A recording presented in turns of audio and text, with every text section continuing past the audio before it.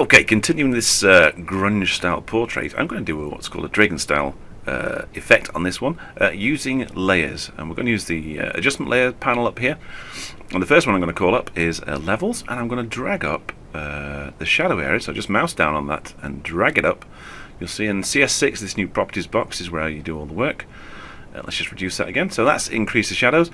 I'm going to choose a brush, soft squishy brush at 30%, and just knock out through the mask that's in there the effect in the eyes.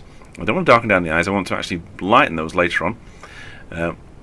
Let's go back in again and choose a hue saturation just to bring the saturation down. So on the saturation slider, mouse down, we can have a look at the yellows in here, but that's just going to do the background. We're actually going to add a yellow tint later on, but we'll do that in curves, and I'll show you how to do that in a minute.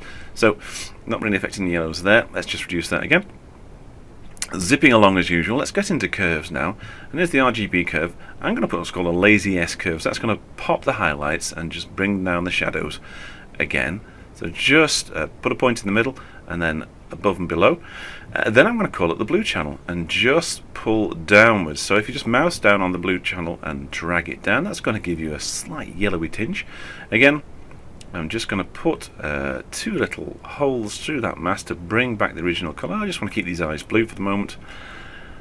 It's starting to look good. And we can do some dodge and burning. Now dodge and burning, if we do it in the mid-tones of 50%, if we did it on this level, which is the curves level, nothing would happen. We're just actually applying that dodge and burn to the curves. So what I'm going to do is to stamp a copy of all these layers. So Shift Control Alt E, and that will give me a stamped copy, there you go, above the layer stack.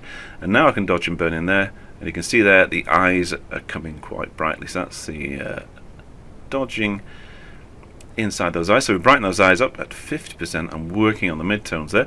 I'm going to do another stamped copy above, so Shift Control Alt E again, and we're going to put a high pass filter over the top, between 3.5 to 5.5, depending on your file size.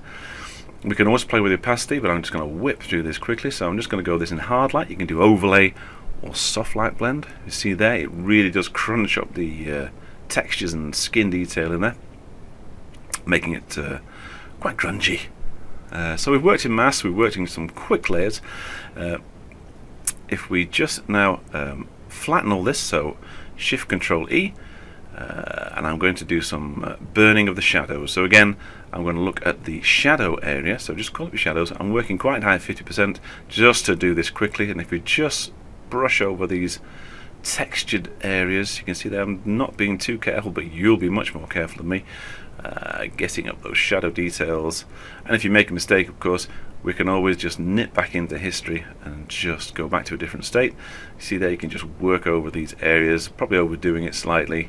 Might be better to work at something like about 25% rather than 50%, but as I said, we can go into history. I've usually got about 20 history states set up in Photoshop when I work. You can go all the way back and then just start again. Maybe change the opacity of your exposure, take it down to about 25% or something, and work on it again. The other thing we can do now is to just go to a hue saturation. This time, take the saturation again slightly down with the big slide, just mouse down on the slider. Again, I'm just going to choose a paintbrush. Let's go choose the paintbrush. It's still black as my foreground. Punch through for those sort of bright, shiny eyes. And we're almost done. And it's as quick as that. So that's using layers. I'll come back and we'll use a different one this next time. We'll use some destructive non-layer work. That's been me again, and bye for now.